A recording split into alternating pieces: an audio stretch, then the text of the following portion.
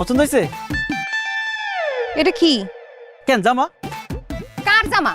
বোকার মতো কথা বললা। কার জামা মানে? বাজারে যাওয়ার সময় তুমি না আমারে বললা তোমার জন্য যাতে সুন্দর একটা জামা নিয়ে আসি। এত সুন্দর জামাটা দেখে আমি আর থাকতে পারি না, তোমার জন্য নিয়ে আসছি।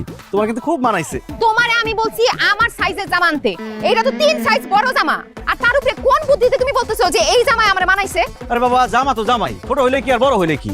শরীর ঢাকা দিয়ে কথা, তোমার শরীর ঢাকছে, ব্যাস জামার কাজ হয়ে গেছে। আর এখানে বুদ্ধির কথা করতে এই জামা এখন ফেরত দিয়া আমার সাইজের জামা নিয়ে আসো। সেটা তো সম্ভব না।